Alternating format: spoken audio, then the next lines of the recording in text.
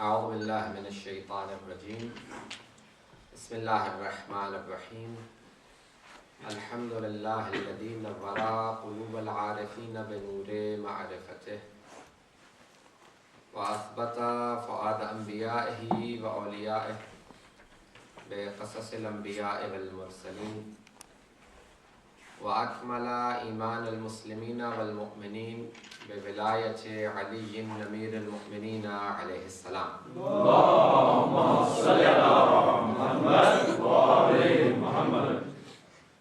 والصلاة والسلام والتحية والإكرام على أفضل الموجودات العبد المؤيد والرسول المسدد المصطفى الأمجد المحمود الأحمد أعني أبا القاسم محمد. اللهم صل على محمد وآل محمد.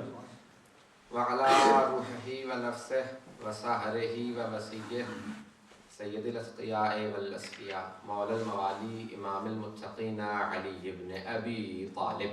اللهم صل على محمد وآل محمد.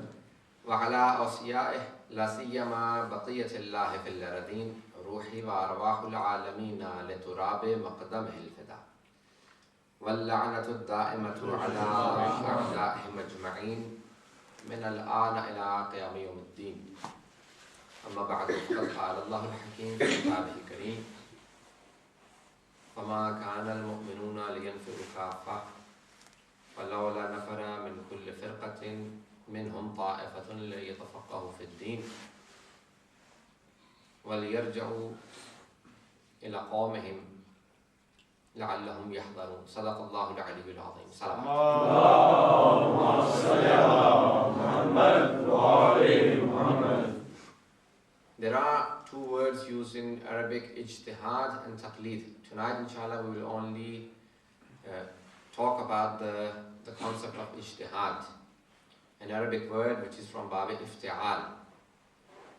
And the verb will be ijtahada, yajtahidu ijtihadan. An Arabic term which implies to strive. The root word is juhud,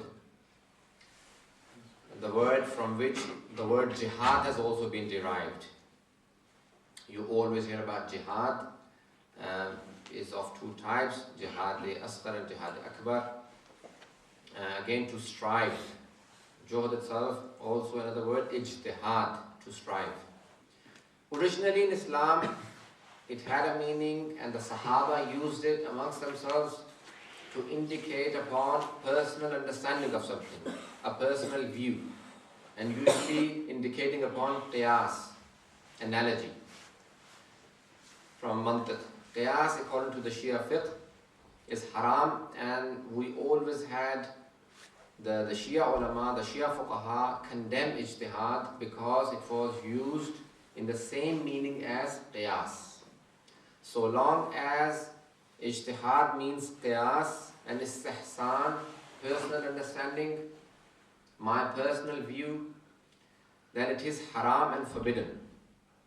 So be very careful in what term and in what meaning the word ijtihad has been used. That's where the whole understanding of ijtihad, and that's where accepting it or rejecting it is concerned. If ijtihad is personal understanding, qiyas, my view, not in understanding the laws of Sharia, not in understanding Quran and Hadith or Quran and Sunnah, but in confrontation of Quran and Sunnah, if you do ijtihad in confrontation of Quran and Sunnah, then it is haram. Everyone just be careful for a few minutes and then inshallah we'll build onto it. Now, the Sahaba used it against nas. Nas is Quran in Arabic and the ahadith or the sunnah of the infallibles. That's what's called nas, noon and sad, nas.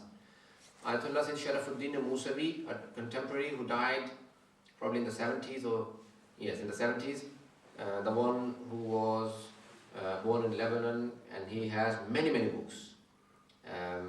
Famously known for his debates with the Sunni brothers in Egypt and in other countries. And his very famous book is Al-Muraja'at.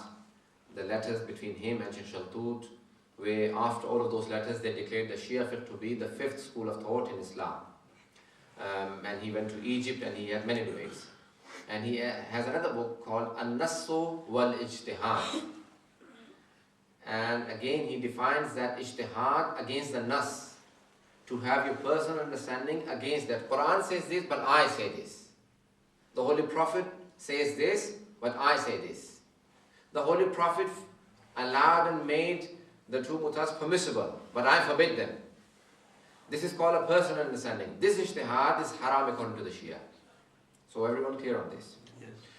One of the first few writers that we have is Sheikh Saduq, one of the earliest writers that we have. He has condemned ijtihad, and he says ijtihad is not amongst the following of the Ahlul Bayt. And when he defines it and he talks about it, it is the famous story of Hazrat Musa and Hazrat Khidr in Surah Kahf. Surah Taha, you all have probably come across, when the two are together and he breaks the boat and he says, why did he do that? He kills a young man. He says, why did he kill him?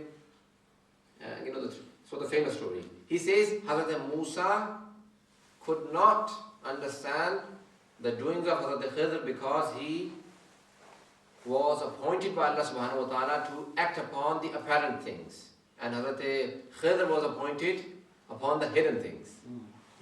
Okay, all the prophets have been ordered to look at apparent things and then pass the judgment.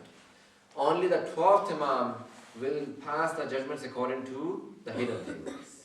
Okay? And all the others are, even though the Holy Prophet and the Imams knew this person has committed so and so sin, but they did not punish them and did not say anything to them because the apparent thing was that they haven't done it. They don't have the witnesses. There are so many things arising from it, so I have to clarify that.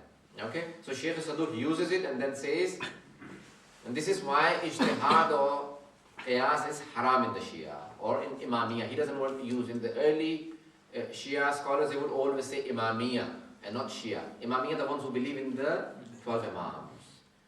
So they would always use Imamiyah, or they would say the followers of Khulafa. Khulafa meaning all the people who claim to be the successors of the Holy Prophet in a particular way that the people elected them or selected them. After him comes Shaykh Mufid.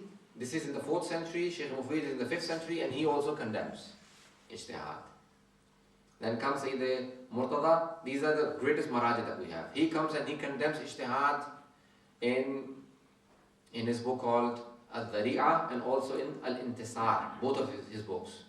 He says ijtihad is not a following of the followers of Ahlul Bayt. Again, in what meaning? He defines it that it is qiyas. And they all call ijtihad qiyas, or qiyas ijtihad, same thing. Then comes Shaykh Tusi in his book Al-Udda. He again condemns this. He says qiyas, istihsan are ijtihad, and ijtihad is forbidden in the school of Ahlul Bayt. Then comes Marhum Ibn Idris in his book As-Sarai, he condemns it. So this is up to 6th century. Then comes one of the greatest scholars ever, who's still known to be, if you just say in Arabic, muhaqqiq, the researcher, and don't mention who you mean, everyone understands him in fiqh. And that's Muhaqqiq al-Hilli, the uncle of Allama Hilli, his mother's brother.